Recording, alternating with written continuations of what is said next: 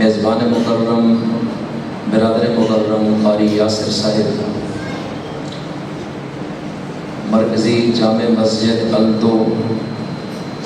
کی انتظامیہ اور ہر دل عزیز مسلمان بھائیوں، دوستوں، بزرگوں، سب سے پہلے اس عظیم الشان مسجد کی خوبصورت تعمیر پر آپ حضرات کو مبارکباد پیش کرتا ہوں۔ اور 30 بچوں نے حضرت قاری صاحب سے قرآن کریم ناظرہ مکمل کیا اور ان کو خراج تحسین پیش کرنے کے لیے اور ان کے والدین کو بھی آج کی اس خوبصورت تقریب کا انعقاد کیا گیا۔ علماء کرام کے خوبصورت چہرے آپ کے سامنے اور ان کی مجلس میں موجودگی یقیناً یہ مزید ہم سب کے ایمان میں اضافے کا سبب ہے۔ اللہ تعالیٰ ان عظیم علماء کا سایہ ہم سب پر تا دیر سلامت رکھے اور اللہ تعالیٰ اس مسجد کو دین کا مرکز بنائے اور اس کا فیض اور یہاں کے مدرسے کا فیض پورے عالم تک جاری اور ساری فرمائے۔ میں اس امید کے ساتھ آپ سے گفتگو کرنا چاہتا ہوں کہ آپ پوری توجہ سے اور دھیان سے میری بات سنیں گے، اور جب بھی آپ کو میری بات سمجھ آئے گی تو سارے مل کر بلند آواز سے کیا کہیں گے؟ یہ آواز میری پہنچ رہی ہے آپ تک؟ جن تک میری آواز صحیح پہنچ رہی ہے وہ ذرا ہاتھ کھڑا کریں۔ تو پھر آپ نے میرا ساتھ دینا ہے تاکہ میں بات آپ کو سمجھا سکوں۔ مجھے پتہ چلے گا کہ آپ سمجھ رہے ہیں تو میں تب اگلی بات بیان کر پاؤں گا۔ تو بلند آواز سے کہیں سبحان اللہ۔ میرے عزیز دوستو، قرآن کریم عظیم اور انقلابی کتاب ہے۔ اس کی عظمت کا ایک پہلو یہ ہے کہ یہ اللہ تعالیٰ کے کلام ہے اور اللہ کے الفاظ ہیں جو اللہ نے ہماری زبانوں سے جاری فرمائے ہیں، اور اس کی توفیق وہ ہمیں روزانہ عطا کر رہے ہیں، اور یہ اس کا بہت بڑا کرم ہے کہ اپنی رحمت کی زبان سے نکلے ہوئے الفاظ کو ہمیں اس نے ہماری ان گندی زبانوں سے نکالنے کی اجازت دی، اور یہ خاص اس کی صفت رحمت کا نتیجہ ہے۔ ورنہ کہاں وہ پاک ذات، پاک کلام، اور کہاں انسان کی گناہوں سے بھری ہوئی زبان، کوئی جوڑ ہی نہیں۔ اور پھر اس کا یہ بڑا کرم ہوا کہ اس نے صرف زبان سے پڑھوایا نہیں،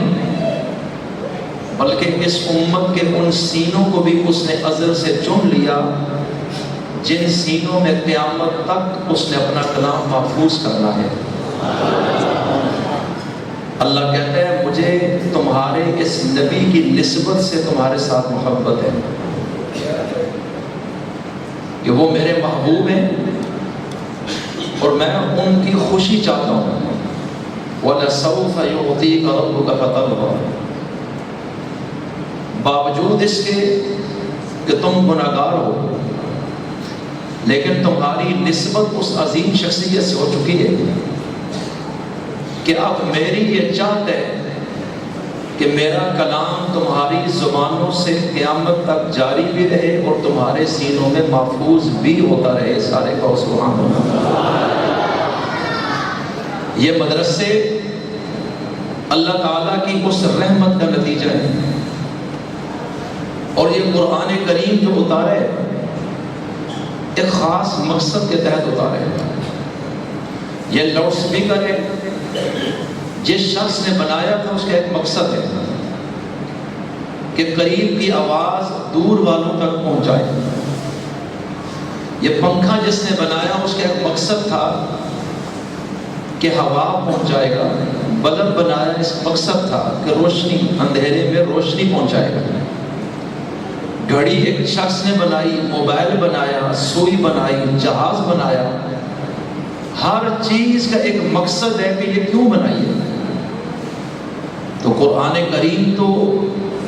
اس کائنات میں سب سے اونچی شان والی کتاب ہے۔ یہ تو خلاق عالم کی زبان سے نکلے ہوئے الفاظ ہیں۔ اس کے لیے اس نے کائنات کے عظیم پیغمبر کا انتخاب کیا کہ میرا کلام آپ نے پڑھ کے دنیا کو سنانا ہے۔ تو سوال یہ ہے کہ اتنی عظیم کتاب اتاری کس مقصد کے لیے ہے؟ وہ مقصد بھی تو بڑا عظیم ہوگا۔ میرے اس سوال پر آپ نے غور کرنا ہے، تو میں اسی کا جواب دینا چاہتا ہوں کہ دنیا میں کسی شخص نے کوئی چیز بھی بنائی تو مقصد کے تحت، اور اللہ تو حکیم ہے، اور عربی زبان کا مشہور مقولہ ہے فعل الحکیم لا یخلو عن الحکمہ، کہ حکیم کا کوئی بھی کام حکمت والے کا حکمت سے خالی نہیں ہوتا۔ تو اللہ تعالیٰ جو حکمتوں کا بھی شہنشاہ ہے، اس کا یہ کام کہ قرآن کریم اتارا ہے اور ہمیں دی ہے، اور اتنے اہتمام کے ساتھ کہ رسول کائنات کو اس مقصد کے لیے بھیجا، یتلو علیہم آیاتی، کہ آپ قرآن کریم پڑھ کر سنائیں گے، وَيُعَلِّمُهُمُ الْكِتَابَ، آپ کو میں نے اس لیے نبیوں کا سرتاج بنایا کہ آپ اس قرآن کے معلم بن کر جائیں گے، والحکمت، اور میں نے اس لیے آپ کو اس عظیم منصب پر اے رسول کائنات فائز کیا کہ میرے کلام کی تشریح آپ اپنی زبان سے دنیا کے سامنے پیش کریں گے۔ اور حکمت سے مراد مفسر قرآن صحابی رسول حضرت ابن عباس کے بقول سنت ہے کہ تعلیم کتاب کو زبان سے ہے، اور حکمت اس کا پریکٹیکل ہے کہ جو قرآن کہہ رہے ہیں وہ آپ کر کے دکھائیں گے، کہ عملی نمونہ بھی دنیا کے سامنے آپ کے وجود مسعود سے پیش ہو جائے۔ تو اس عظیم رسول کو بھیجا کہ قرآن کریم پڑھ کر سنائیں، قرآن کریم سمجھائیں، قرآن کریم پر عمل کر کے دکھائیں، وَيُزَكِّيهِمْ، اس کی تعلیم اور عمل سے جو آپ اپنے وجود سے پیش کریں گے، ماحول معاشرے کو اور لوگوں کے قلوب و اذہان کو پاک کر دیں گے، کہ اس کے نزول سے پہلے معاشرے کی جو تصویر ہے وہ مختلف ہو جائے گی۔ من قبل لفی ضلال مبین، نزول قرآن سے پہلے اور صاحب قرآن کی آمد سے پہلے اس معاشرے کا نقشہ کیا ہے؟ من قبل لفی ضلال مبین، کہ یہ کھلی گمراہی میں، ان کا عقیدہ بھی خراب ہے، ان کا عمل بھی خراب ہے، ان کے اخلاق بھی خراب ہیں، ان کی معیشت بھی خراب ہے، ان کی معاشرت بھی تباہ کن ہے، ان کے اندر کا انسان بگڑ چکا ہے، ان کا بول چال ادب سے خالی ہے، ان کے دلوں میں رحم نہیں، اپنی ہی بچیوں کو زندہ زمین میں دفن کر رہے ہیں، ان میں حیا نہیں کہ کپڑے اتار کے کعبے کا ننگے طواف کر رہے ہیں، اور ان میں اللہ کی معرفت نہیں کہ اللہ کے حق کو اللہ کے گھر بیت اللہ ہی میں پامال کر رہے ہیں، اپنے ہاتھوں سے بنائے ہوئے 360 جھوٹے خود ساختہ معبودان باطلہ کی پوجا کر رہے ہیں، اور اس قوم میں انانیت، نفسانیت، فرعونیت، شیطانیت اس قدر ہے کہ یہ چھوٹی چھوٹی بات پر جو ان کی انا اور عزت کے خلاف ان کو نظر آئے، فریق مخالف کی کھوپڑی فضا میں اڑاتے ہیں، ان کو رحم اور ترس نہیں آتا، اور ایک کے بدلے میں دو کا قتل کرتے ہیں، اور یوں صدیوں تک یہ ایک قاتل قوم ہے کہ جن میں قتل کا سلسلہ رک نہیں رہا۔ اور سب سے بڑا جرم ان کا یہ ہے کہ یہ امیین ہیں، لکھنا پڑھنا نہیں جانتے، کتاب اور قلم سے واقف نہیں، تعلیم و تعلم کو نہیں جانتے، مدرسے اور کتاب سے واقف نہیں، دلیل کتاب اور معجزے سے واقف نہیں، ان کو کچھ نہیں پتا کہ تعلیم کیا ہے، معلم کیا ہے، نبی کیا ہے، پیغام نبوت کیا ہے، معجزہ کیا ہوتا ہے۔ یہ ایک جاہل قوم ہے۔ حضرت ابراہیم کو صرف اس لیے جانتے ہیں کہ یہ بیت اللہ انہوں نے بنایا اور یہ اپنے آپ کو ابراہیم کی اولاد قرار دیتے یا ان کا وارث قرار دیتے، اس خاندانی تعلق کے علاوہ ابراہیم کا نظریہ اور عقیدہ کیا ہے ان کو کچھ پتہ نہیں ہے، تو یہ ایک ایسی قوم ہے جن کا عقیدہ بھی خراب ہو گیا، جن کے اعمال برباد ہو گئے، دن رات شراب ان کی گھٹی میں ہے، جوا اور سود عام ہے، راستے میں کھڑے ہو کے ناکے لگا کے چوریاں ڈکیتیاں کر رہے ہیں، ماں باپ کا احترام کوئی نہیں ہے، لڑائی جھگڑا دنگا فساد ہر وقت اس قوم کی مزاج ثانوی بن چکا ہے۔ اے رسول عظیم، ہم اس قوم میں آپ کو بھیجیں گے جو قوم کہلانے کی مستحق نہیں۔ توجہ رکھیے گا، میں آپ کے سامنے قرآن اور صاحب قرآن کی عظمت کو رکھنا چاہتا ہوں کہ یہ کائنات کا عظیم رسول جن کے لیے کائنات کو سجایا گیا، جن کو نبیوں کا سرتاج بنایا گیا، جن کو صاحب قرآن کی نسبت ملی، جن کو معراج کا دولہ بنایا گیا، جن کو امام المرسلین بنایا گیا،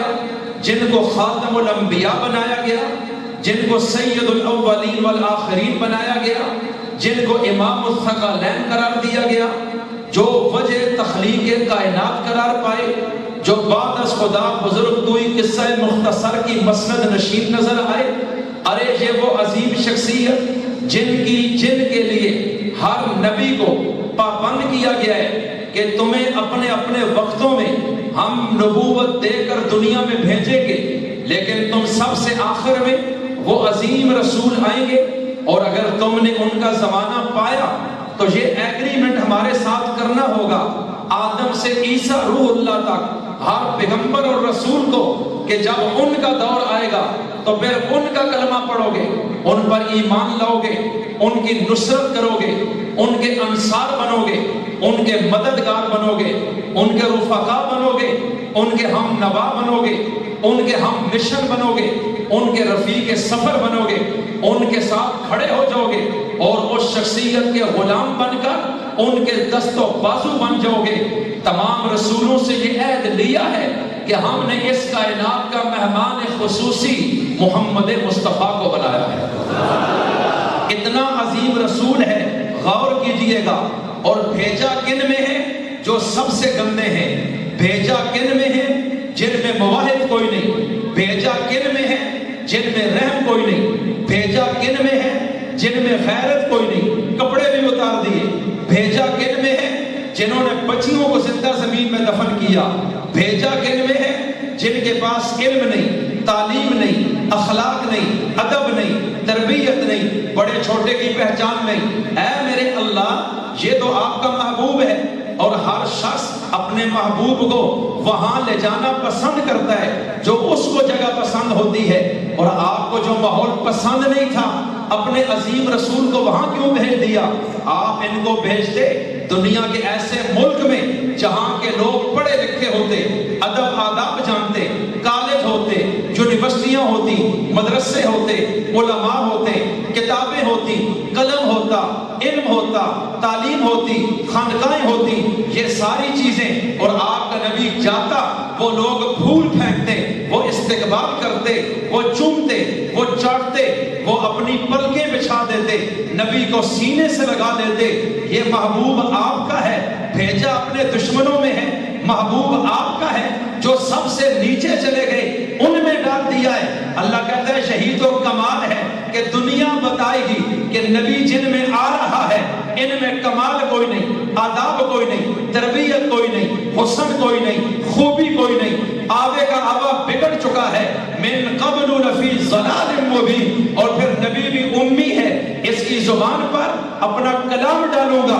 اور اس کتاب میں میں اس معاشرے کی تشخیص کے بعد وہ نسخے بھیجوں گا جو یہ نبی لاگو کرے گا، اپلائی کرے گا، اور پھر یہ نبی اس ماحول میں رہ کر کہ پہلے کا ماحول من قبل لفی ضلال مبین ہوگا، اور جب یہ نبی جائے گا قرآن پڑھے گا، سنائے گا، تعلیم دے گا، قرآن لاگو کرے گا، نبی اپنی زندگی کھپائے گا، اور پہلے کا نقشہ اور ہوگا، اور جب مصطفیٰ زندگی گزار کر قرآن پڑھا چکا ہوگا تو پھر زمانہ دیکھے گا جو سب سے نیچے چلے گئے تھے وہ کائنات میں سب سے اوپر جا چکے ہوں گے. زور سے کہو سبحان اللہ. میرے نبی کا کمال ان میں ظاہر ہوگا. اگر میں روم میں بھیجتا, ایران میں بھیجتا, میں دنیا کے دیگر مہذب متمدن قوموں میں بھیجتا, پڑھے لکھوں میں بھیجتا, اور جب وہ عظیم بن جاتے لوگ کہتے اس نبی کا کمال نہیں, ان میں پہلے ہی بڑا شعور تھا, پہلے ہی بڑا ادراک تھا, فہم تھا, علم تھا, سوچ تھی, ایک قوم تھی, اشارہ دیا ہے, بس وہ اٹھ گئے. اس لیے اللہ کہتا ہے جو پہلے اٹھے ہیں ان کو اٹھانا کمال نہیں, جو گر چکے ہیں ان کو اٹھا کر رشک ملکوت بنا دینا یہ قرآن کا کمال ہوگا, یہ صاحب قرآن کا کمال ہوگا. اللہ کہتا ہے اس لیے میں نے اپنے محبوب کو ان میں بھیجا ہے. اب محبوب جب آئیں, ایک طریقہ تو یہ ہے ان کو کہیں اللہ کو سجدہ کرو, شرک چھوڑ دو, بچیوں کو زندہ دفن کرنا چھوڑ دو, شراب چھوڑ دو, ظلم چھوڑ دو, گناہ چھوڑ دو, جوا چھوڑ دو, زیادتی چھوڑ دو, اور اگر نہ مانے بدماشی کرے تو نبی تلوار اٹھائے, ڈنڈا اٹھائے اور ان پہ سختی کرے. اللہ کہتا ہے نہیں, اس قوم کی فطرت میں مزاج میں سختی ہے, سخت شخص ان میں آئے گا, رد عمل سخت پیدا ہوگا, یہ جاہل رہ جائیں گے. اس لیے یہاں رد عمل والا شخص نہیں چاہیے,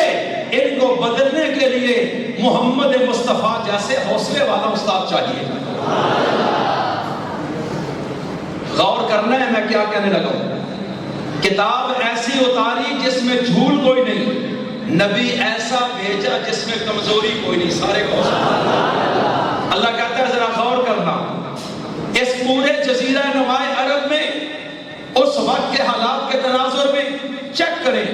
کون سی جبین ہے جو اللہ کے آگے جھک رہی ہے, کون سا شخص ہے جو آئیڈیل اور معیار بنایا جا سکتا ہو, رول ماڈل بن سکتا ہے, امام اور مقتدا بننے کی صلاحیت رکھتا ہے, جو قوم کو بدلنا چاہتا ہو اور کہے کہ میں یہ بیڑا اٹھاتا ہوں. اللہ کہتا ہے یہ آسان تو نہیں, اس لیے کہ یہ وہ تبدیلی لائے گا جس کا اپنا کردار بیدار ہوگا. یہاں تو ہر شخص کے ہونٹوں پہ شراب لگی ہے, اس کے جسم پر, اس کے کردار پر قتل کے داغ ہیں, بچیوں کو زندہ دفنانے کے داغ ہیں, کہیں شرک کا داغ ہے, کہیں ظلم کا داغ ہے. اور جب ایسا شخص کھڑا ہو جائے گا لوگ ریجیکٹ کر دیں گے کہ تم تو ہماری طرح ہو, یہ کیسے ہو سکتا ہے کہ ہم تمہیں اپنا بڑا مان لیں. لیکن اللہ کہتا ہے پھر میں نے فیصلہ کیا ہے اپنی قدرت واضح کرنے کے لیے کہ جو میں چاہتا ہوں وہ ہوتا ہے. میں چاہتا تو میں باہر کی قوم سے کوئی معلم بھیج دیتا اور قرآن اتارتا,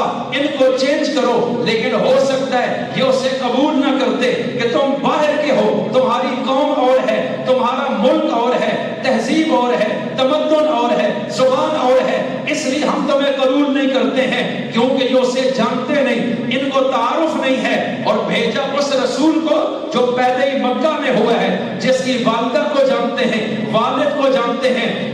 دادا کو جانتے ہیں, چچوں کو جانتے ہیں, پھپھیوں کو جانتے ہیں, قبیلے کو جانتے ہیں, رشتہ داروں کو جانتے ہیں, پھر صرف خاندان کو نہیں, اس شخص کو دیکھا ہے 40 سال تک کہ اس ماحول میں پیدا ہوا, اس نے کبھی شرک نہیں کیا, کبھی سجدہ غیر کو نہیں کیا, کبھی شراب نہیں پی ہے, کبھی بچوں پر ظلم نہیں کیا ہے, کبھی غلاموں سے زیادتی نہیں کی ہے, کسی کے مال اور جان پہ ڈاکہ نہیں مارا ہے, کبھی بے ادبی نہیں کی ہے, گستاخی نہیں کی ہے, کبھی جوا نہیں کھیلا ہے, کبھی شراب نہیں پی ہے, کبھی کوئی گناہ نہیں کیا ہے. اسی ماحول میں رہا ہے جبکہ دنیا میں اس شخص کا استاد بھی کوئی نہیں, مدرسہ بھی کوئی نہیں, کتاب بھی کوئی نہیں, نصاب بھی کوئی نہیں, تربیت گاہ بھی کوئی نہیں. یہ بھی امی ہیں, وہ بھی امی ہیں, اور وہ سارے لتھڑے ہوئے ہیں. اور یہ ایسا پاک ہے جس کی زبان سے کبھی جھوٹ نہیں نکلا, یہ ایسا امین ہے جس نے کبھی خیانت نہیں کی ہے, یہ ایسا دیانت دار ہے جس نے کبھی دھوکہ نہیں دیا ہے, یہ ایسا شریف ہے جس نے کبھی کسی کے ساتھ کوئی ایسی گڑبڑ نہیں کی ہے. انسانوں کی بھری ہوئی دنیا میں آج ایران ہے, روم ہے, افریقہ ہے, ہند ہے, سندھ ہے, عرب ہے, عجم ہے, جہاں بڑے بڑے قد آور لوگ ہیں, دنیا کے بادشاہ ہیں, لیکن میں نے اس قوم کو بدلنے کے لیے ان کو نہیں چنا ہے کہ ایسا کردار ہے ہی کسی کا نہیں ہے.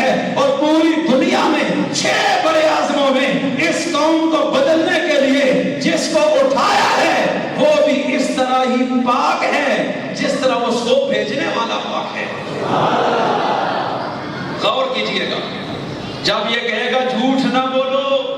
وہ چیک کریں گے 40 سال میں اس نے کہیں بولا تو نہیں ہے، تو پھر یہ سمجھ جائیں گے اس نے کبھی نہیں بولا۔ اور اگر یہ ان کو روکے اور خود کرتا رہا ہو تو یہ تبلیغ بے اثر ہو جائے گی۔ ارے غور کرنا، قرآن کو غلطی سے پاک کر دیا، محمد کو گناہ سے پاک کر دیا ہے۔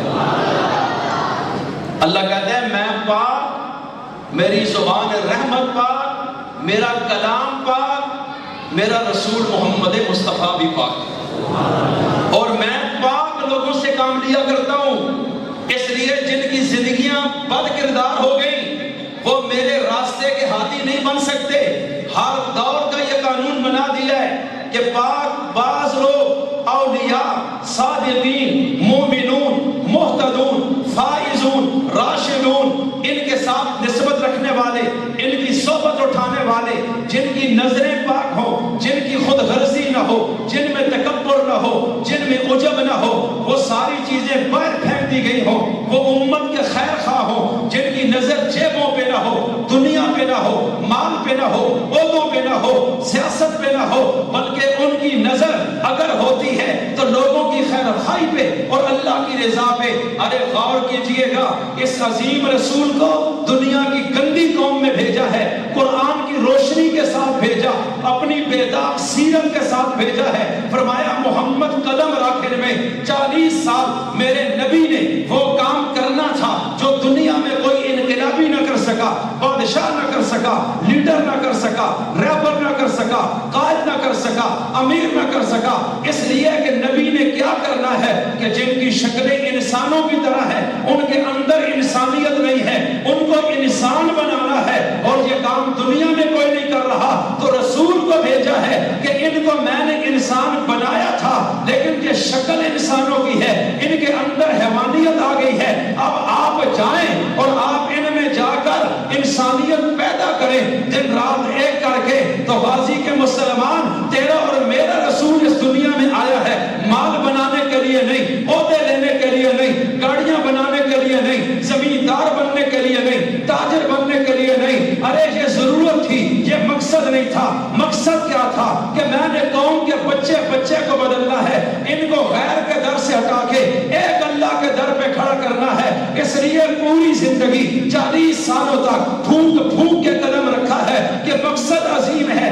تو معلم بھی عظیم ہوگا، نصاب بھی عظیم ہوگا۔ ارے جب 40 سال مکمل ہوتے ہیں تو 40 سالوں میں میرا نبی کڑتا رہا، نبی دیکھتا ہے بوڑھوں کو، جوانوں کو، مردوں کو، عورتوں کو، تاجروں کو، سیاستدانوں کو، جوانوں کو، جنگجوؤں کو، شاعروں کو، ادیبوں کو، خطیبوں کو، علماء کو، عوام کو، فقراء کو، امیروں کو، بڑوں کو، چھوٹوں کو، ہر ایک کو دیکھ رہا ہے، مطالعہ کر رہا ہے کہ اس معاشرے کی تباہی میں بیماری کیا ہے، جڑ پکڑی جائے، خرابی کہاں سے ہے۔ 40 سال تک میرا رسول قوم کی تشخیص کرتا رہا۔ 40 سال خوب غور سے دیکھنے کے بعد مصطفیٰ نے تشخیص کی ہے کہ ان کا سب سے بڑا جرم یہ ہے کہ یہ جاہل لوگ ہیں، ان کے پاس علم نہیں ہے۔ اگر علم آ جائے اور پھر معلم صحیح ہو، یہ قوم بدلی جا سکتی ہے، لیکن تلوار کے زور پہ نہیں، ڈنڈے کے زور پہ نہیں، طاقت کے زور پہ نہیں، کہ ان کی فطرت میں سختی ہے، یہ الجھ جائیں گے، یہ رد عمل دیں گے، یہ ایکشن دیں گے، یہ ایکشن کا ری ایکشن دیں گے۔ اس لیے حوصلہ بھی کرنا ہے، صبر بھی کرنا ہے، برداشت بھی کرنی ہے، لڑنا بھی نہیں ہے، الجھنا بھی نہیں ہے، یہ ساری چیزیں اپنے اوپر سہنی ہے۔ تب جا کر اس قوم نے میری بات کو سننا ہے۔ تو 6 مہینے پھر میرا نبی اعلان نبوت سے پہلے غار میں جاتے ہیں، غار میں جا کر مراقبہ کرتے ہیں، دعائیں کرتے ہیں، روتے ہیں، سجدے کرتے ہیں۔ اے رب کریم، میری قوم بدل گئی ہے، گمراہ ہو گئی ہے، کفر میں چلی گئی، شرک میں چلی گئی ہے، میں رو رہا ہوں، یہ جہنم میں جا رہے ہیں، تیرے بغیر کوئی نکال نہیں سکتا ہے۔ ربا میرے لیے راستہ آسان کر دے، ان کی بیماری سمجھ چکا ہوں، میں خود امی ہوں، نسخہ شفا میرے پاس نہیں ہے، علم میرے پاس نہیں ہے، دلیل میرے پاس نہیں ہے، معجزہ میرے پاس نہیں ہے۔ ربا تو کرم کرے گا تو میں کامیاب ہو جاؤں گا۔ 6 مہینے میرا رسول اس قوم کی تشخیص کے بعد میرا تصور یہ ہے غار میں رو رہا ہے، اور 6 ماہ بعد میرے رب نے کرم کیا ہے، قوم کی بیماری آپ نے پکڑی ہے، قرآن اتار کر اس قوم کے لیے نسخہ شفا ہم بھیج دیتے ہیں، یہ کام ہم کر دیتے ہیں۔ آپ امی ہیں، طریقہ ہم سکھائیں گے، گر ہم بتائیں گے، علم ہم اتاریں گے، دلیلیں ہم دیں گے، تاریخ کے پچھلے اوراق ہم کھنگالیں گے، آدم سے لے کے عیسیٰ تک ہر دور کا نچوڑ ہم پیش کر دیں گے۔ آپ فکر نہ کریں، یہ اب ہمارا کام ہے۔ تو بلند آواز سے بتائیے، ہدایت دینا کس کا کام ہے؟ زور سے بولو، ہدایت دینا کس کا کام ہے؟ ان المساجد للہ، یہ مسجدیں کس کی ہیں اور کس مقصد کے لیے؟ فلا تدعوا مع اللہ احدا، کہ اس منبر اور محراب سے صرف ایک ذات کی طرف بلایا جائے، اس عظیم ذات کا نام کیا ہے؟ ذرا زور سے بولیے، زور سے بولیے، اللہ۔ اللہ چاہتا ہے کہ لوگ مجھے پہچانیں، میری مانیں، میری طاقت کو سمجھیں، میری قدرت کو سمجھیں۔ مکہ والے نہیں جانتے رب کون ہے، یہ زمین کس نے پیدا کی، آسمان کس نے پیدا کیا، سورج کس نے کھڑا کیا، چاند کو کس نے چلایا، ہوائیں کس نے بنائی، فضا کس نے بنائی، خلا کس نے بنایا، پانی کس نے چلایا، دریا کس نے بہائے، سمندر کس نے چلائے، یہ کائنات میں مخلوقیں کس نے پیدا کی، اور ایک دانے سے 700 دانہ زمین کا فرج پھاڑ کر کس نے نکالا ہے۔ ان جاہلوں کو پتہ نہیں ہے کہ جن کے آگے تم جھکتے ہو ان کو تو پتہ ہی کچھ نہیں ہے، نہ سنتے ہیں، نہ دیکھتے ہیں، نہ بولتے ہیں، مٹی کی مورتیاں ہیں، اور جس نے سب کچھ کیا ہے اس کو جانتا کوئی نہیں، اس کو مانتا کوئی نہیں، اس کے آگے جھکتا کوئی نہیں ہے۔ بیت اللہ بنایا گیا تھا ایک اللہ کے آگے جھکنے کے لیے، لیکن یہ بیت اللہ کے جو انچارج المتولی ہیں یہ خود مشرک ہیں، تو پھر کون اس کعبے کو پاک کرے گا؟ ان کے دماغوں کو پاک کرے گا، ان کے عقیدوں کو پاک کرے گا، ان کی فکر کو پاک کرے گا، ان کے ماحول کو پاک کرے گا۔ وَيُزَكِّيهِمْ، مزکی کون ہے، مصلح کون ہے، مربی کون ہے، معلم کون ہے، رہبر کون ہے، مقتدا کون ہے؟ جس کی سیرت پہ داغ ہو تو مصطفیٰ کو چنا ہے، ساری کائنات سے قرآن کو اتارا ہے، ساری کائنات میں منتخب کر کے اور پھر مکہ میں بھیجا ہے کہ جس طرح یہ زمین سبزے سے پاک ہے، یہاں پتھر ہے، سنگلاخ پہاڑ ہے، اس طرح ان لوگوں کے دل بھی پتھر کی طرح ہے۔ تو مصطفیٰ چاہیے یتلو علیہم آیاتہ، ان پر قرآن پڑھنا آپ کا کام ہے، ان کے دلوں کو بدلنا مجھ خدا کا کام ہوگا۔ آپ جائیے ذرا، آج میرے رسول جب اترے وہاں سے نکلے، صفا پہاڑی پہ آ کے کھڑے ہو گئے، ساری قوم کو اشارہ کیا، بلایا، سارا مکہ بھاگتا ہوا آیا کہ اس صادق اور امین نے بلایا ہے، کبھی زندگی میں ہمیں نہیں بلایا، اس سے بڑا کوئی ہمارا خیر خواہ نہیں، مشفق کوئی نہیں، محسن کوئی نہیں۔ ابھی 5 سال پہلے اسی کی سرپرستی میں حجر اسود کو ایک مقام پہ رکھا گیا اور مکہ لڑائی سے بچ گیا۔ اس شخص کی کمال حکمت سے، یہ تو جوڑنے والا ہے، یہ تو متحد کرنے والا ہے، یہ تو اتفاق کی لڑی میں پرونے والا ہے، اس شخص میں فتنہ کوئی نہیں، اور یقیناً اس نے کسی عظیم مقصد کے لیے بلایا ہوگا۔ ارے بھائیو، غور اپنے رسول کو سمجھو، کس رسول کی امت ہو اور اس رسول کا ذہن دیکھیں، ان کا کردار دیکھیں کہ وہ نبی آج صفا پہاڑی میں ہے، سارا مکہ قبائلی دشمنیوں کے باوجود نبی کی ذات میں متفق ہے۔ ابھی ان کو پتا تو نہیں یہ نبی بننے والے ہیں، ان کو تو یہ پتا ہے اس شخص نے تجارت کی ہے، ان جیسا تاجر کوئی نہیں، یہ ایسا جوان ہے، اس جیسا جوان کوئی نہیں، اس کا ایسا نسب ہے، اس جیسا نسب کسی کا نہیں، یہ ایسا سچا ہے، ایسا سچا کوئی اور نہیں، یہ ایسا متدین ہے کہ ایسا دوسرا کوئی نہیں ہے، یہ ایسا نیک ہے کہ ایسا دوسرا کوئی نہیں ہے۔ اس شخص کی زندگی سب سے نرالی ہے، سب سے جدا ہے، سب سے اعلیٰ ہے، بالا ہے، افضل ہے، بے مثال ہے، رول ماڈل ہے، نمونہ ہے۔ آج اس نے کیوں بلا لیا ہے؟ ہمیں دوڑ کے جانا چاہیے۔ ارے وہ سارے اکٹھے ہوئے تو میرے مصطفیٰ نے کہا ہوگا، ارے تم 40 سال تک سوچتے رہے کہ محمد سب سے اعلیٰ ہے، جدا ہے، بالا ہے، سب سے خوبصورت ہے، سب سے الگ تو نوعیت کا اس کا کردار ہے، تو میں آج تمہیں بتانا چاہتا ہوں کہ جب میں اتنا اعلیٰ ہوں تو مجھے بنانے والا کتنا اعلیٰ ہے۔ آج میں بڑی اہم بات کرنے لگا ہوں، تو میرے نبی نے حکمت کو اختیار کیا۔ غور کیجئے، فوراً آگے یہ نہیں بول دیا کہ میں یہ پیغام لایا ہوں کہ اللہ کے علاوہ کوئی معبود نہیں اور میں اس کا رسول ہوں، اس پر ایمان لاؤ، ایسے نہیں، بلکہ آپ کھڑے ہوئے، آپ نے پہلا سوال کیا لقد لبثت فیکم عمرا من قبلی، ارے میں نے پچھلی ساری زندگی تمہارے اندر گزاری ہے،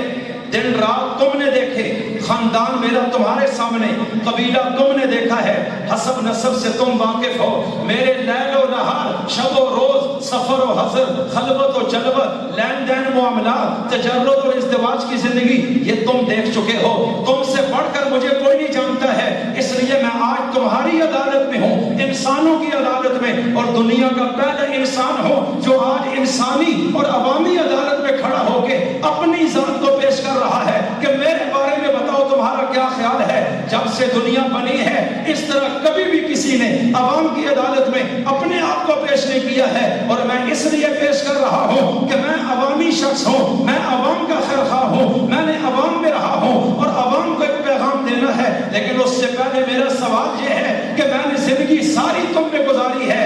تم بتاؤ میں کیسا شخص ہوں، مجھے تم نے کیسے پایا ہے۔ اب نبی نے سوال کیا، یقین جانے ہم میں سے کوئی نہیں پوچھ سکتا، اس لیے کہ 4 تعریف کریں گے، 2 تنقید بھی کریں گے، کچھ کہیں گے یہ چیز آپ کی اچھی ہے، اس لحاظ سے آپ قابل تعریف نہیں ہے، لیکن یہ کتنا مشکل کام ہے کہ مکہ کے ان لوگوں نے کہ جو منہ پر بات کرنے کے عادی ہیں، جن میں منافقت نام کی چیز نہیں ہے، دشمنی بھی سامنے ہے، دوستی بھی سامنے ہے، اور آج ان کی عدالت میں یہ رسول اپنے آپ کو کھڑا کر کے پوچھتا ہے بتاؤ میں نے زندگی گزاری ہے تمہارے اندر، مجھے تم نے کیسے پایا ہے۔ ساری قوم یک زبان ہو کر کہتی ہے ہم نے بار بار تجربہ کیا ہے، آپ کی زندگی میں سچ اور شرافت کے سوا ہم نے کبھی کچھ بھی نہیں دیکھا ہے۔ زور سے کہو سبحان اللہ۔ میرے نبی نے کہا اچھا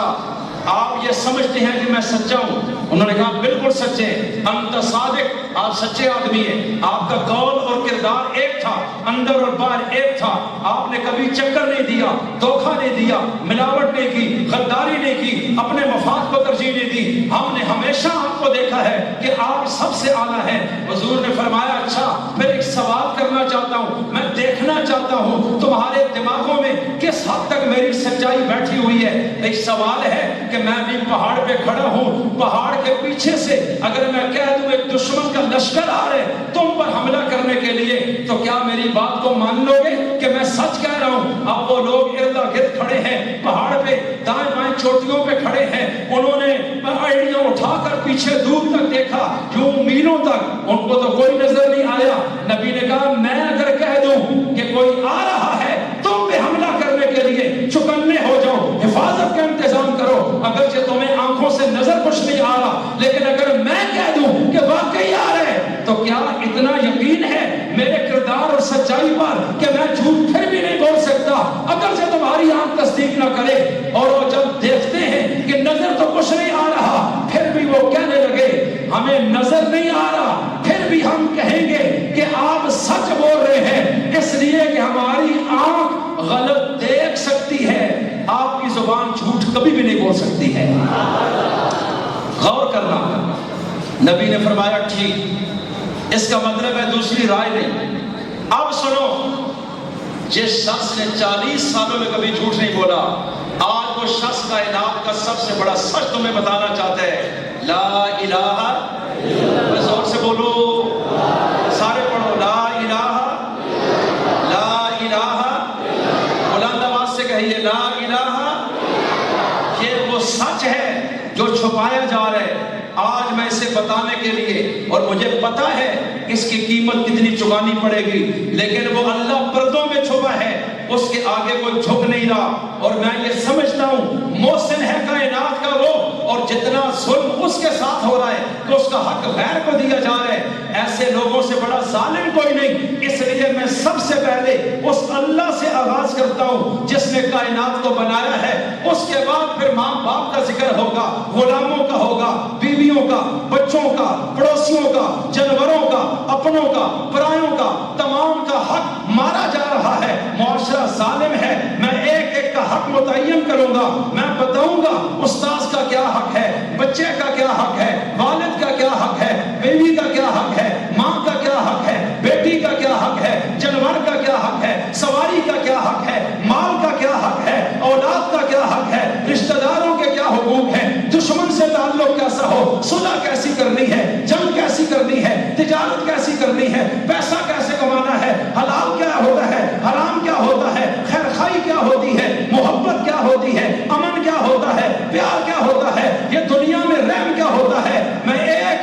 بتاؤں گا 40 سال دیکھا ہے ہر چیز ہی تباہ ہو چکی ہے، لیکن محمد سارے ماحول کو درست کرنے کا فیصلہ کر چکا ہے، اور آج جو تمہیں پہلا سبق دے رہا ہے وہ پہلا سبق یہ ہے کہ اس کائنات میں ایک ہی شخصیت ہے، ذات ہے جو سجدے کی اور رکوع کی مستحق ہے، عبادت کی مستحق ہے۔ اس عظیم ذات کا نام کیا ہے؟ بلند آواز سے بتائیے۔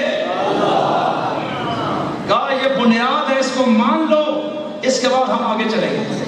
بس یہ جملہ بولنا تھا، یکدم 40 سال کی عزت خاتمے میں گئی۔ گلیاں پتھر چہرے پہ تھوکا جا رہے، بکواس ہو رہے، ابھی تعریف کر رہے تھے، ابھی بدل گئے اور کہنے لگے یہ کیا کر دیا؟ سگے چچا نے پتھر مارا، بکواسات کیے، میرے نبی کو 40 سالوں میں کبھی کسی نے اوئے نہیں کی۔ آج محمد نے سچے خدا کا نام لیا ہے تو معاشرے میں آگ لگ گئی ہے۔ غور کرنا میری بات کو۔ پھر ہر دن نبی میں تنگ ہے۔ درمیان میں پہلی بیعت کے بعد 3 سال کا عرصہ گزرا۔ کتنا گزرا؟ میرا تصور، اللہ نے کہا ہوگا، مصطفیٰ نے سوچا ہوگا، یا اللہ یہ وہ لوگ ہیں جو میری تعریف کر رہے تھے، 40 سالوں میں میرے خلاف منفی ریمارکس کسی نے نہیں دیے، اور آج اتنی دشمنی تیری، ان کے دلوں میں تیرا بغض اتنا کہ میں نے تیری بات کی اور یکدم یہ مجھے محمد کی بجائے مذمم کہنے لگے، میرے خلاف کھڑے ہو گئے، میٹھیں منصوبے یہ سب چھوڑ لیے، وہ پتھر لگ رہے ہیں اور میری تو جان خطرے میں پڑ گئی۔ اللہ میری تو اتنی عزت تھی، تیرا نام لیا، عزت بھی چلی گئی۔ میں کہتا ہوں میرے رب نے کہا ہوگا، مصطفیٰ 3 سال کا ٹائم ہے اگلی وہی آنے میں، اس لیے 3 سالوں میں سوچو، راستہ بڑا کٹھن ہے، قوم بڑی جاہل ہے، رد عمل بڑی بلا کا ہے، لیکن یہ راستہ استقامت مانگتا ہے، جرأت مانگتا ہے، استقلال مانگتا ہے، حق کوئی مانگتا ہے، دنیا کے لتھڑوں سے پاک ہوگا، آپ کو چلنا ہوگا، یہ کانٹوں کا راستہ ہے، آگے جا کے منزل ملے گی، اس میں لاشیں بھی گریں گی، فقر و فاقے بھی آئیں گے، عزت بھی رول جائے گی، راستہ بھی روکا جائے گا، ساتھیوں کو مارا جائے گا، نیزے کی انیوں پہ چڑھایا جائے گا، بچیوں کو طلاقیں دی جائیں گی، گھر اجڑ جائیں گے، جائیدادیں چھین لی جائیں گی، دندان شہید کر دیے جائیں گے، ساتھیوں کے لاشیں اٹھانے پڑیں گے۔ آج سوچ لیجئے کہ کیا یہ قدم آپ نے اٹھانا ہے؟ میری محبت میں فنا ہوگا کہ رب کا نام دنیا میں اونچا ہو۔ 3 سال تک وہی نہیں آئی ہے، میرا تصور یہ ہے، مصطفیٰ کو ٹائم دیا ہے، سوچئے 3 سال تک، 3 سال تک میرے نبی نے ہر پہلو پہ سوچ کے 3 سال میں رب کو جواب دیا ہے، مصطفیٰ نے فیصلہ کر لیا ہے، ہر چیز قربان کر دے گا، سچے رب کا نام کائنات میں اجاگر کر دے گا۔ میں ہر قربانی کے لیے تیار ہوں۔ اللہ نے فرمایا سنو، اگلی وہی آئی، یا ایھا المدثر، اے چادر اور کمبل کر کے آرام کرنے والے نبی، بہت آرام ہو گیا۔ جب قوم بدل جائے، بگڑ جائے، تباہ ہو جائے، معاشرہ جہنم کے کنارے چلا جائے، تو پھر قوم کے رہبروں کے لیے آرام اور سکون ختم ہو جاتا ہے۔ یہ احساس ذمہ داری ہے، اس لیے اس چادر کو پھینک دیجئے، قوم اب کھڑے ہو جائیے، اب میدان عمل میں نکلیے، گلی میں آئیں، محلے میں آئیں، چوک میں آئیں، صحرا میں آئیں، کعبے میں آئیں، بدر میں آئیں، احد میں آئیں، مکہ میں، طائف میں، حجاز میں، ہر جگہ جانا ہے، نہ دن دیکھنا ہے، نہ رات دیکھنی ہے، نہ چمگٹا دیکھنا ہے، نہ خلوت دیکھنی ہے، بس کھڑے ہونا ہے، تو پھر جان کی پرواہ نہیں کرنی ہے، اس لیے کہ یہ کائنات جتنی بھی ہے، زندگی موت ان کے ہاتھ میں نہیں ہے، زندگی اور موت کس کے ہاتھ میں ہے؟ زور سے بولیے۔ اللہ اعلان کر رہا ہے، واللہ یعصمک من الناس، میں آپ کو لوگوں سے بچا کر دکھاؤں گا، آپ کھڑے ہو جائیں، میں قربان اپنے نبی کے حوصلے پہ۔ دنیا نے بڑے بچے جنے ہیں، مصطفیٰ جیسا بہادر نہیں جنا، دنیا نے بڑے دلیر جنے ہیں، نبی جیسا دلیر نہیں جنا، دنیا نے بڑے استقامت کے پہاڑ جنے ہیں، میرے مصطفیٰ جیسا نہیں جنا ہے۔ طوفانوں سے ٹکرائے، بڑے تو بڑھتے چلے گئے، کھڑے ہوئے تو کھڑے ہوتے چلے گئے، سرداروں سے ٹکرائے، چودھریوں سے ٹکرائے، ملکوں سے ٹکرائے، خانوں سے ٹکرائے، وزیروں سے ٹکرائے، امیروں سے ٹکرائے، وڈیروں سے ٹکرائے، سرداروں سے ٹکرائے، معاشرے سے ٹکراتے گئے، اور وہ مقابلے میں آتے گئے، اور وہ جتنے مکہ کے وڈیرے تھے وہ سارے ایک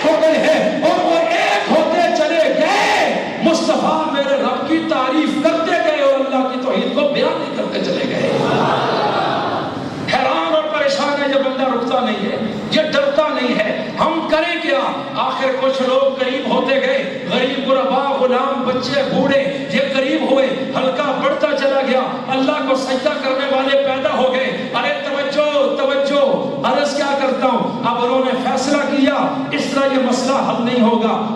ایک جرگہ بناؤ, ان کے چچا ابو طالب کو ملو اور ان سے دو ٹوک بات کرو, ہم آپ کا چہرہ دیکھتے ہیں, آپ سردار مکہ ہیں, یہ آپ کا بھتیجا ہے, یہ تقریباً 32 سال سے آپ کی پرورش میں ہے اور ہمیں آپ کا بڑا حیا ہے, اپنے بھتیجے کو روکیں کہ وہ یہ کام نہ کرے, ہمارے خداؤں کے خلاف نہ بولے, ایک رب کا رٹا نہ لگائے. ارے بھائیو میری طرف توجہ کرنا, میں عرض کیا کرنا چاہتا ہوں, توجہ میری طرف کیجئے, میں عرض کیا کرنا چاہتا ہوں. اب وہ چچا ابو طالب کے پاس آئے, آ کر جرگا اور کہا کہ بھتیجے کو روک لیں, یہ نہ ہو کل نقصان ہو, ہم آپ کا حیا کر رہے ہیں. اب چچا نے کیا کیا, ارے بھائیو چچا نے بلایا, این اس وقت میرے نبی کو, اے مصطفیٰ ان بتوں کی مخالفت نہ کیجیے, لیکن این اس لمحے ارے بھائیو میرے رسول کی استقامت, اپنے چچا کو بولا, چچا جان ایک ہاتھ پہ سورج رکھیں, ایک ہاتھ پہ چاند رکھ لیں. میرا تصور یہ ہے نبی نے بولا ہوگا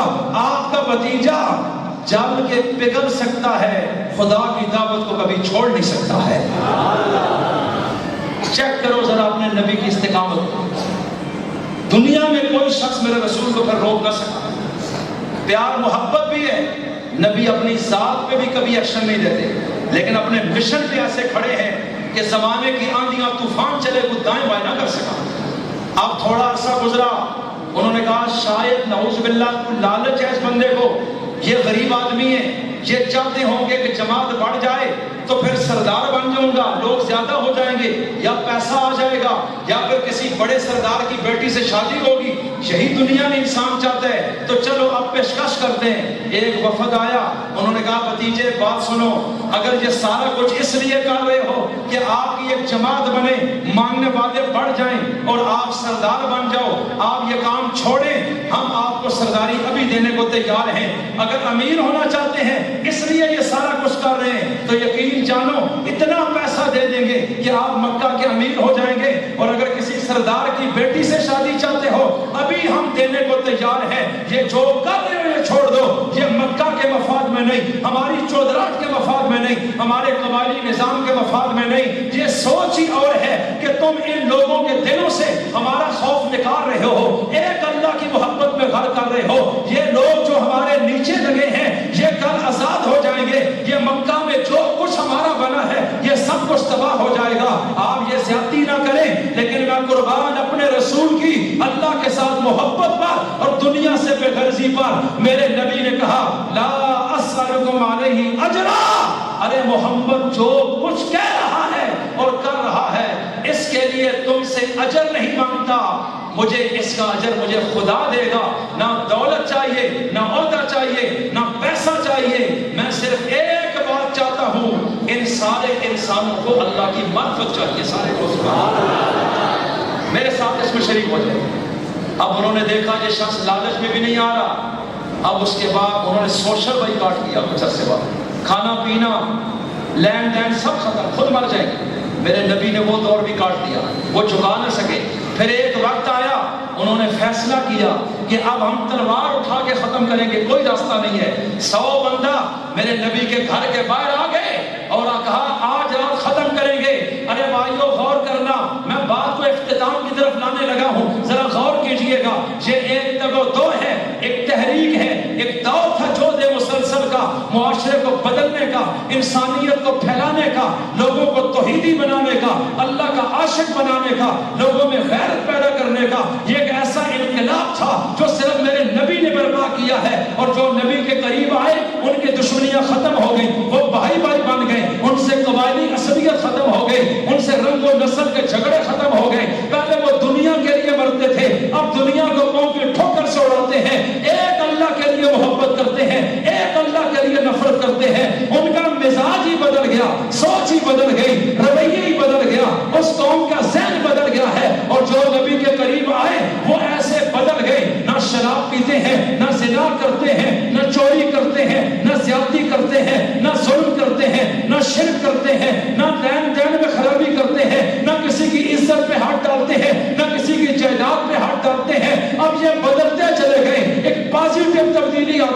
ارے غازی کے مسلمان، یہ مقصد تھا تیرے رسول کے آنے کا، یہ مقصد تھا قرآن کو اتارنے کا، اور وہ شیطانی قوتیں اس چیز کو برداشت نہیں کر سکتی تھی کہ لوگ ہمارے اندر سے نکل کر ایک اللہ کے سامنے جھکے، اندر سے ہمارا خوف ختم ہو جائے، یہ نہیں ہو سکے گا۔ اس لیے وہ طاقت استعمال کرتے ہیں، پیسہ استعمال کرتے ہیں، حملے کرتے ہیں، ڈراتے ہیں، لالچ پیدا کرتے ہیں۔ نبی کے ارد گرد انہوں نے 100 تلواریں لے کر کھڑے ہو گئے تو میرے مصطفیٰ نے کہا ہوگا ربا اس ماحول میں تیرا نام لیا ہے، میری جان خطرے میں پڑ گئی ہے۔ رب نے کہا فکر نہ کر، آج مدد کا دروازہ کھولوں گا، جھوٹے خداؤں میں سچے خدا میں فرق کے دکھا دوں گا۔ اس لیے مصطفیٰ یہ 100 کافر تلوار لے کر ہجرت کی رات میں کھڑا ہے نبی کے گھر کے باہر کہ آج ہم ہمیشہ کے لیے اس زبان کو ختم کر دیں گے جو ہمارے خداؤں کو چیلنج دیتی ہے۔ تو میرے رسول کو رب نے کہا ہے آج ہم نے آپ کو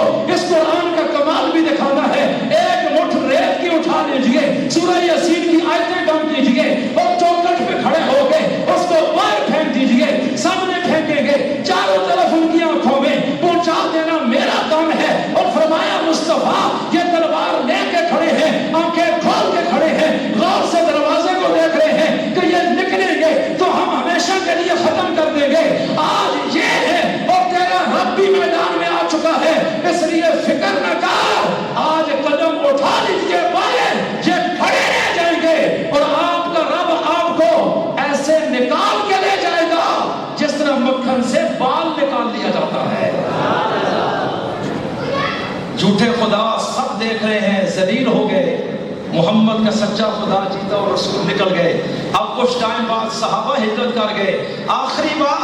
1.5 سال گزرا، میدان بدر میں 1000 کافر مکہ کا تلواریں لے کے پہنچ گیا اور انہوں نے کہا یہاں بھی ختم کر دیں گے، اس نظریے کو نہیں چلنے دیں گے، اس قرآن کو مٹا دیں گے، مصطفیٰ کی محبت کو مٹا دیں گے، اس اسلام کے قانون کو نہیں مانتے ہیں۔ یہ مشرک پہنچا ابو جہل کی قیادت میں، اور یہ کون لوگ ہیں؟ توجہ، یہ وہ اصحاب رسول ہیں 313 جنہوں نے مکہ ایمان کی خاطر چھوڑا ہے، نبی کی محبت میں چھوڑا ہے، جائیداد چھوڑی ہے، کاروبار چھوڑا ہے، باغ چھوڑے ہیں، قبیلہ چھوڑا ہے، کنبہ چھوڑا ہے، گھسیٹے گئے ہیں، مارے گئے ہیں، پتھر کی سلیں سینے میں رکھی گئی، انگاروں پہ لٹائے گئے ہیں، سولی چڑھائے گئے ہیں، برچیاں ماری گئیں، نیزے مارے گئے، تیر مارے گئے، تلواریں ماری گئیں، اوذوا فی سبیلی، ارے یہ قربانیاں دیتے رہے، ساری دنیا چھوڑ دی ہے، ایمان اور جان بچا کر مدینہ گئے ہیں۔ آج مدینہ میں وہ آ رہے ہیں حملہ کرنے کے لیے۔ میرے رسول نے کہا ہے پہلے میں اللہ کی محبت میں غرق تھا، اب یہ کئی سو بندہ اللہ کی محبت میں غرق ہو چکا ہے۔ ان سے پوچھا ہے بتاؤ کیا خیال ہے؟ وہ 1000 کافر ہے، ہر ایک کے ہاتھ میں تلوار بھی ہے، اسلحہ بھی ہے، گھوڑا بھی ہے، شراب بھی ہے، زرہ بھی پہنی ہے، خواب بھی پہنا ہوا ہے، اور تم 313 ہو، صرف 8 گھوڑے ہیں، 6 تلواریں ہیں، 70 اونٹ ہیں، پاؤں میں جوتی نہیں، ہاتھ میں ڈنڈا سوزا ہے، کسی کا ہاتھ بھی خالی ہے، پھٹے ہوئے کپڑے ہیں اور کمزور جسم کے ساتھ 313 نہتا ہے،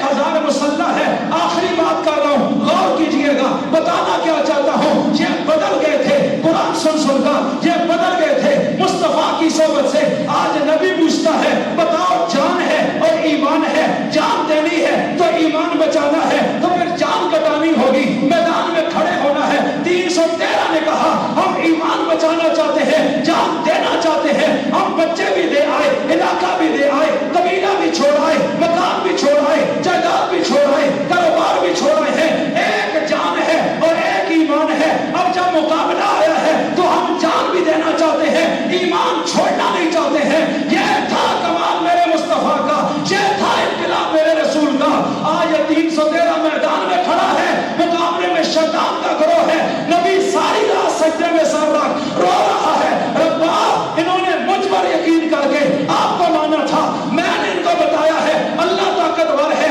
میں نے بتایا ہے وہ قدیر ہے، میں نے بتایا ہے وہ بچانے والا ہے، میں نے بتایا ہے اس کے ساتھ تعلق رکھو، باقی سب جھوٹ ہے، میرے کہنے پر مانا ہے، ساری قربانی دے آئے۔ آج اگر یہ بچ نہ سکے قیامت تک تجھے سجدہ کرنے والا کوئی نہیں ہوگا، ربا ان کو بچا لے، تیرا وعدہ سچا ہے۔ صبح اذان کے وقت فرشتوں کے سردار جبریل کو بھیجا، میرے رب نے جاؤ جا کے نبی کو تسلی دو۔ رب کہتے ہیں فکر نہ کرو، آج ہم صحابہ کی مدد کے لیے میں اتارنے لگے ہیں۔ پھر وہ مدد کا دروازہ جو بدر میں کھلا، پھر وہ کبھی بند کوئی نہیں ہوا۔ کیا احد ہے، خندق ہے، تبوک ہے، حنین ہے، خیبر ہے، حدیبیہ ہے، یرموک ہے، قادسیہ ہے، پھر یہ سپر پاور پہ چڑھ دوڑے، یہ روم پہ چڑھ دوڑے، یہ افریقہ میں چلے گئے، یہ ہند میں آ گئے، یہ سندھ میں آ گئے، یہ افغانستان میں گئے، یہ چائنا میں چلے گئے، استنبول میں چلے گئے، مراکش میں چلے گئے، لیبیا میں چلے گئے، عراق میں چلے گئے، شام میں چلے گئے، الجزائر میں چلے گئے، انڈونیشیا گئے، ملیشیا گئے۔ ارے یہ جاتے گئے، قومیں الٹ گئی، لشکر ہار گئے، ملک فتح ہو گئے۔ اللہ نے محمد مصطفیٰ کو بھی کائنات میں اونچا مقام دیا، محمد کی جماعت کو بھی کائنات میں اونچا مقام عطا کر دیا، اور یہ بتایا ہے جو ہمارا ہو جاتا ہے ہم اس کے ہو جاتے ہیں۔ تو مجھے بتاؤ، آج ہم مسلمان ہیں، تعداد بہت، ملک بہت، پیسہ بہت، کیا ہم اس طرح کے ایمان والے بنے کہ ہماری زندگیوں میں جھوٹ ختم ہو جائے، ہم دھوکہ نہ دیں، ہم دو نمبری نہ کریں، ہم زمینوں پہ قبضے نہ کریں، بہنوں کا حق وراثت میں نہ کھائیں، ہم شراب چھوڑ دیں، ہم دھڑا بندی چھوڑ دیں، ہم انصاف کی طرف آ جائیں، ہم اللہ کے حق میں ڈنڈی نہ ماریں؟ اگر تو ہم اس طرح ہیں تو پھر اللہ کی مدد ضرور آئے گی، اور اگر ہم ایسے نہیں، پھر ہمیں غور کرنا ہے ہم کہیں منافق تو نہیں ہو گئے کہ کلمہ پڑھا ہے صرف دھوکہ دینے کے لیے۔ اس لیے قرآن آج بھی ہے، اسی کتاب نے صحابہ کے دلوں کی زمین کو سیراب کیا تھا، قیامت تک رب نے حفاظت کی ہے۔ انا علینا جمع، کہ ہم اس کو سینوں میں جمع کریں گے، اس کو کتابوں میں جمع کر دیں گے، وقرآنہ، اس کو قیامت تک پڑھوائیں گے۔ یہ کتاب دنیا میں رہے گی، نبی آ جائیں گے، یہ کتاب باقی رہے گی، نبی کے وارث علماء بھی آتے رہیں گے۔ اس لیے آج تہیہ کریں، انشاءاللہ ہم قرآن پڑھیں گے اور اپنی اولادوں کو پڑھائیں گے انشاءاللہ۔ ارادہ کرتے ہیں اپنی اولادوں کو دینی اداروں میں ڈالیں، قرآن کریم پڑھائیں۔ دنیا میں سب سے گری ہوئی قوم کو اس وقت اسی کتاب نے گہرائیوں سے نکال کر رشک ملکوت بنایا۔ اس سے بڑھ کر کوئی کتاب نہیں، اس سے بڑھ کر کوئی نصاب نہیں، اس سے بڑھ کر کوئی سچ نہیں۔ اس لیے عزیزو، یہ مسجدیں اس قرآن کی تعلیم کے لیے اور ایک اللہ کی عبادت کے لیے، مدرسے اسی کی تعلیم کے لیے، یہ آپ نے بنانے ہیں، آپ نے چلانے ہیں۔ اس لیے کہ اللہ کو آپ سے محبت ہے، اللہ آپ کو نبی کو امتی بنا چکا ہے، اللہ آپ کو قرآن دے چکا ہے، اللہ آپ کی مبارک زبان سے اس کتاب کو اٹھانا چاہتا ہے، تو سارے دین کی اس تحریک کا ساتھ دیں گے انشاءاللہ، علماء کا ساتھ دیں گے، مدرسوں میں اپنی جان مال خرچ کریں تاکہ دین مضبوط ہو، آنے والی نسلوں تک یہ پہنچے۔ اللہ سمجھ کر عمل کی توفیق عطا فرمائے۔ وما علینا الا البلاغ المبین۔ الحمدللہ رب العالمین والعاقبۃ للمتقین والصلاۃ والسلام علی اشرف الانبیاء والمرسلین وعلی آلہ واصحابہ اجمعین۔ یا اللہ ہم سب کے سارے گناہ معاف فرما، اپنی محبت عطا فرما، بیماروں کو شفا عطا فرما، مظلوموں کی مدد فرما۔ اے اللہ اہل فلسطین کی خصوصی مدد فرما، اے اللہ اسرائیل کو نیست و نابود فرما۔ وہ ظالم ہے، فلسطین والے، غزہ والے مظلوم ہیں، اسلام مظلوموں کا دین ہے، مظلوم کے ساتھ کھڑا ہوتا ہے۔ اس لیے اے اللہ ہم تجھ سے التجا کرتے ہیں کہ تو ان مظلوموں کی مدد فرما۔ اے اللہ دام در میں سخن قدمیں، ہر طرح جہاں تک جس کا بس ہے ان مظلوموں کا ساتھ دینے کی توفیق عطا فرما۔ یا اللہ ہمیں اسلام والی زندگی، ایمان والی موت عطا فرما۔ اس مسجد کی زمین جنہوں نے خریدی دی، یا اللہ جنہوں نے پیسہ لگایا، وقت دیا، اس کو بنایا، آباد کر رہے ہیں، یا اللہ تو ان سب کی نسلوں اور قبروں کو بھی آباد فرما۔ یا اللہ یہ ان سب کے حق میں صدقہ جاریہ بنا، اس کو آل حق کا مرکز بنا۔ یا اللہ یہاں جو بھی علماء قرآن کام کر رہے ہیں، یا اللہ آپ اپنی خاص مدد ان کے شامل حال فرما دیجئے۔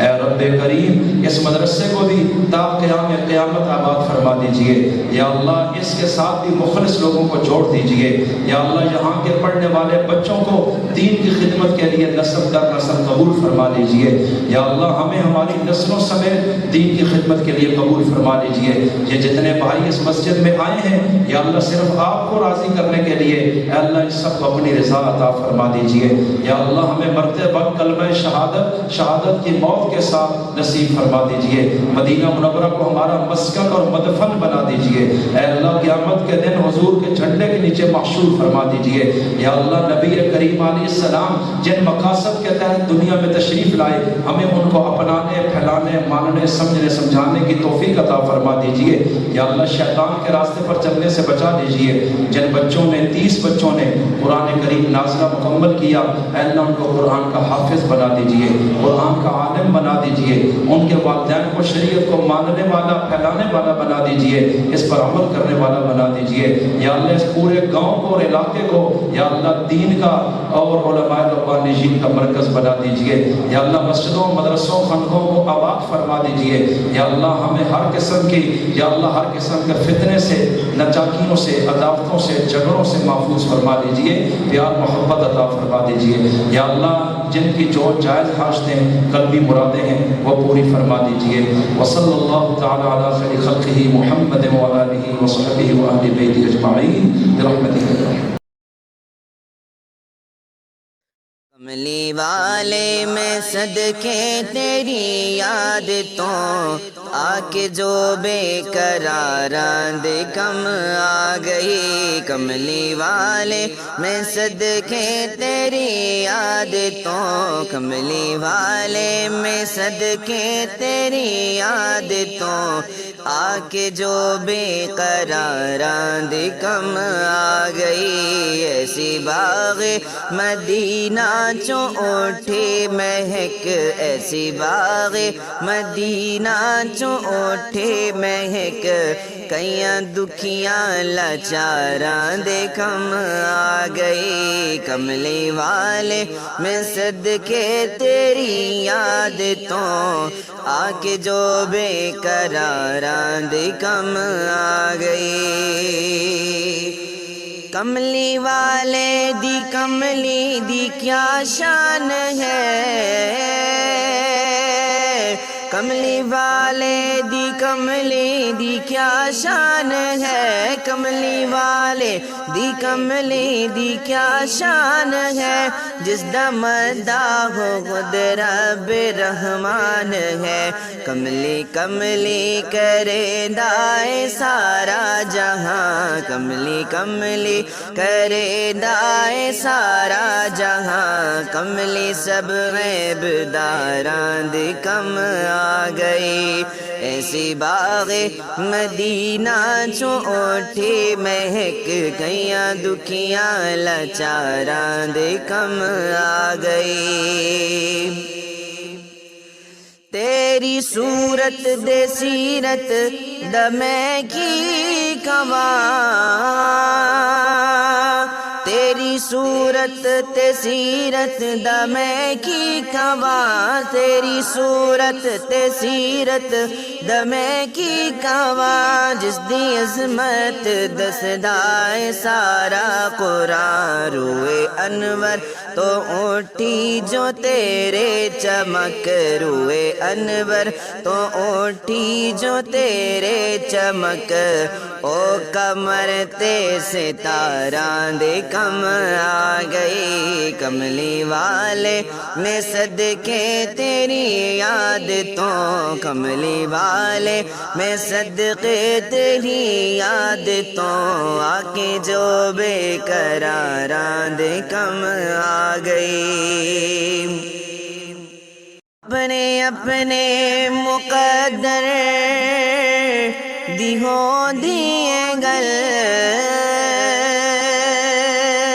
اپنے اپنے مقدر دی ہو دیے گل اپنے اپنے مقدر دی ہو دیے گل آیا دایا ہزاراں سیما کے دیول جیڑی ڈھانچے قدم بھی نہ سکدے سے چل جیڑی ڈھانچے قدم بھی نہ سکدے سے چل عرش دے شاہ سواراں دے کم آ گئے کملی والے میں صدقے تیری یاد تو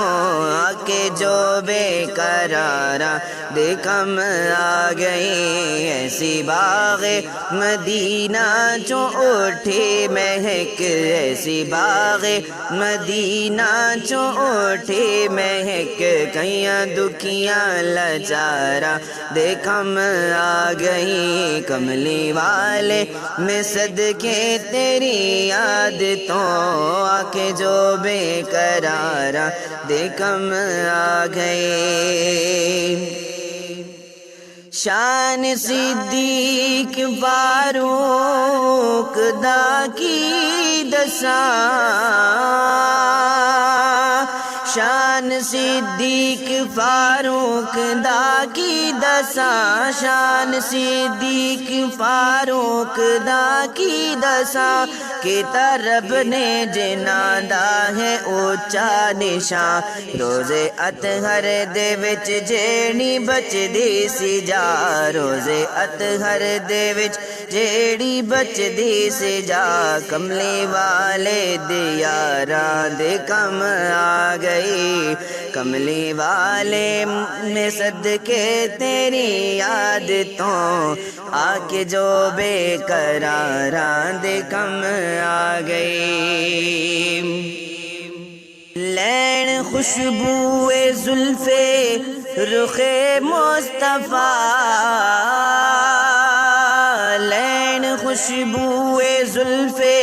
رخ مصطفیٰ لین خوشبو زلف رخ مصطفیٰ آئی جنت دے وچوں جو باد صبا لنگی چھو کے جدوں گے سوئے مصطفیٰ لنگی چھو کے جدوں گے سوئے مصطفیٰ لنگی چھو کے جدوں گے سوئے مصطفیٰ جاندی جاندی بہاراں دے کم آ گئی ایسی باغ مدینہ چوں اٹھی مہک